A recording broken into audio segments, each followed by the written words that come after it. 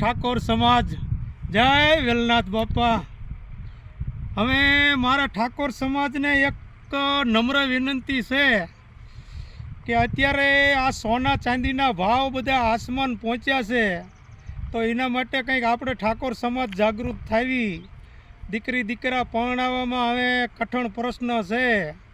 જો કંઈક દહ ગામના આપણે ઠાકોર સમાજ ભેગા થઈ અને કંઈક એવો નિર્ણય કરવી કે ભાઈ હાર ન લેવો, દોરો ન લેવો, પછી બૂટી લેવી તો નાની લેવી, મોટી ન લેવી, નકર મોટી બૂટી લઈશું, હાર લઈશું, દોરા લઈશું તો 8-10 લાખ રૂપિયા ઘરાણાના થાય તો નાના ઉના માણસો બિચારા કેમ દીકરા દીકરી પરણાવી શકશે?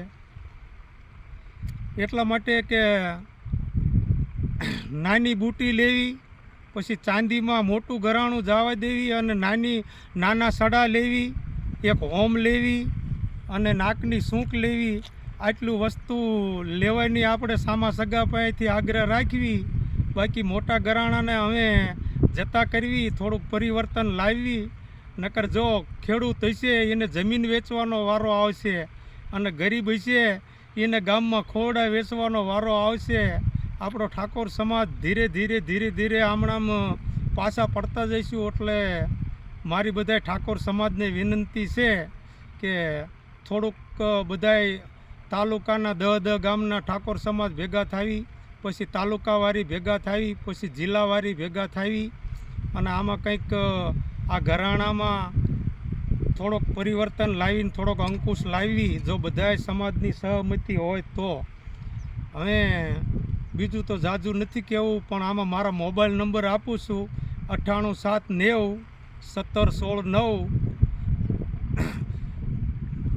આ નંબર જો તમને વિડીયો સારો લાગે અને આ મેં બોલ્યો એ પરામર્શ જો ગમતો હોય તો મને ફોન કરજો। તો આપણે એક દાણ પહેલી વખત હડાળા ભેગા થાવી, સવારે 9 વાગ્યાનો ટાઈમ રાખશું, બપોરે રોટલા પાણી ખાઈ પછી છૂટા પડશું। રોટલા પાણી ખાવાનો ખર્ચો આપણે સમાજ પાસેથી નથી લેવો, હું ખર્ચો પાડી દઈશ। બધા એ બાને ભેગા થઈશું અને ધીરે ધીરે પછી બીજા તાલુકામાં ભેગા થઈ, પછી ત્રીજા તાલુકામાં ભેગા થઈ, આમ કરીને ગામના મોટા મોટા આગેવાનો ભેગા થઈ અને કંઈક આ ઘરાણામાં સોના ચાંદીના ઉછાળા સામે થોડુંક લડવાની લડત બાંધવી। જો કંઈક ભાગ હોય ને આપણો સમાજ પરિવર્તન લાવે તો કંઈક દીકરા દીકરી પરણે, ને કે નાના માણસોના દીકરા દીકરી પરણાવા કઠણ છે। જય ઠાકોર સમાજ, જય વેલનાથ બાપા।